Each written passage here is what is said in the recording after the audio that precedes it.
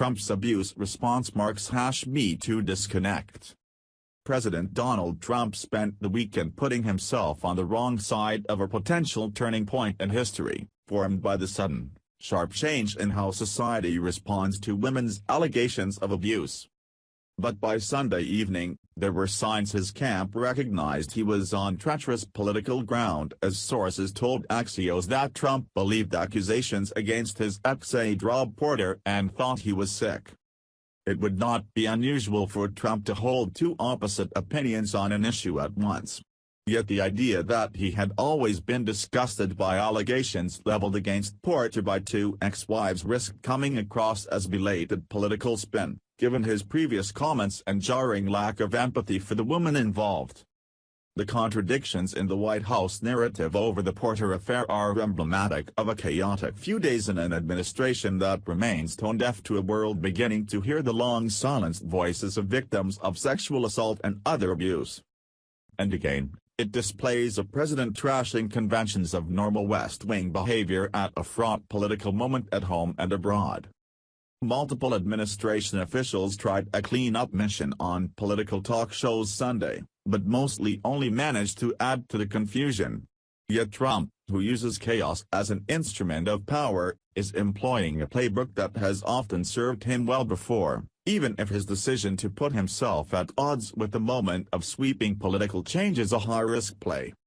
The president often deliberately inserts himself on the least politically correct side of some of the most sensitive societal questions, on race, Charlottesville, on religion, travel ban targeting Muslim nations, on immigration, calling Mexicans rapists and criminals, and against the LGBT community, military ban on transgender service members.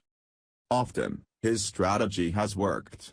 His willingness to say the kind of things most politicians would never dare utter built him an unshakable base of voters who are never shocked by behavior that revolts the establishment and repeatedly confounds predictions of his political demise. On Saturday, Trump doubled down, a day after being criticized for empathizing with the plight of Porter, his former staff secretary, while ignoring the violent accounts detailed by Porter's ex-wives. Some are true and some are false. Some are old and some are new. There is no recovery for someone falsely accused, life and career are gone. Is there no such thing any longer as due process?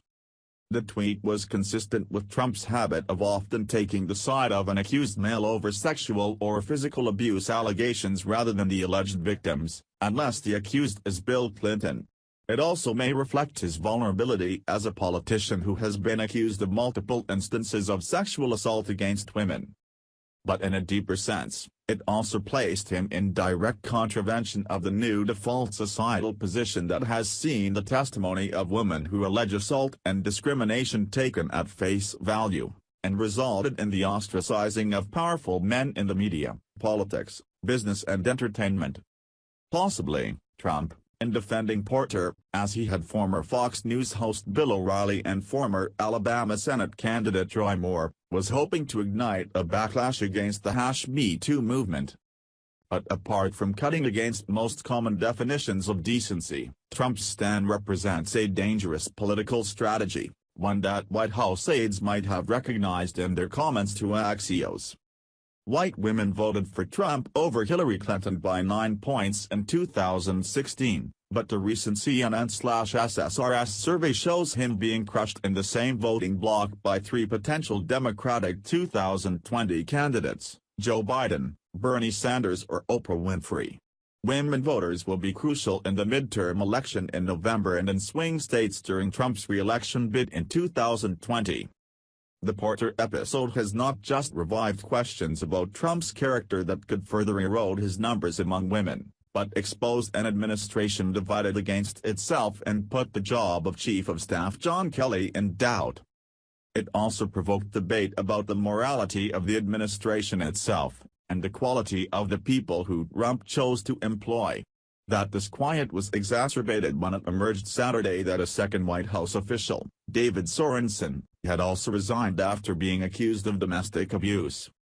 The weekend's stunning drama also coincides with an intense and consequential moment in Washington and around the world that will test the administration's capacity to respond to multiple challenges. Trump appears to be edging closer to a constitutional crisis every week, after apparently using presidential declassification power in a showdown over dueling Republican and Democratic memos to try to discredit Special Counsel Robert Mueller's Russia investigation. A CNN report on Friday that 30 to 40 senior White House and other top officials still lacked full security clearances exacerbated the disarray. The Senate will, meanwhile, take up immigration this week, escalating a bitter showdown over the issue.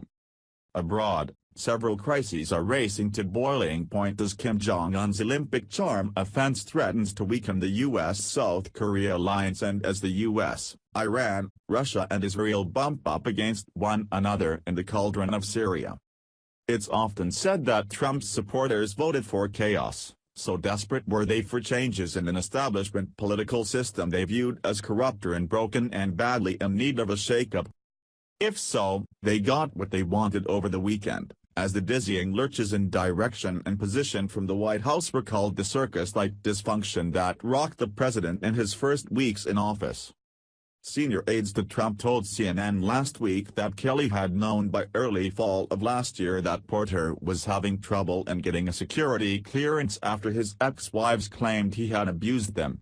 Far from dismissing him, Kelly presided over the elevation of Porter's West Wing role. White House counselor Kellyanne Conway told CNN's State of the Union on Sunday that Kelly learned the full extent of the claims Tuesday and by Wednesday, Rob Porter was out. Early Sunday however, Axios reported that Porter told associates that White House officials encouraged him to stay and fight rather than resign following the original report of the abuse allegations in the Daily Mail. If there has been a shift in the president's position on Porter, perhaps as a result of the backlash against his comments, it may have been previewed by Conway, who took the opposite position to the president. "I have no reason not to believe the women," she told CNN's Jake Tapper. The inconsistencies and backtracking have engulfed Kelly. After the allegations broke, Kelly issued a statement strongly backing Porter's character. In another incredible twist to the saga, his remarks were partly drafted by our reclusive White House Communications Director Hope Hicks, who was in a romantic relationship with Porter. Amid an immediate backlash, Kelly hurriedly issued another statement saying that there was no place for domestic violence in our society, though standing by his prior assessment of Porter's character. Porter denied the accusations against him, but still resigned. On Friday, two sources familiar with meetings in the White House said Kelly was telling White House staff that he was personally responsible for Porter's resignation. But several officials told the Washington Post that they considered that Kelly's version of events was not true. The furor appeared to weaken Kelly's position. By Friday night, sources told CNN that he had made clear he would resign if Trump wanted him to, amid reports the president was considering who might replace him. The White House categorically denied that Kelly had offered to quit in any way. Conway told Tapper that Trump told her specifically to say that he retained confidence in the retired Marine general.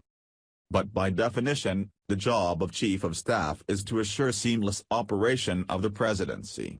And though Kelly has had some success in quelling the uproar and streamlining the information flow towards Trump, the current tumult, following a string of outspoken remarks by the Chief of Staff, could make him a liability.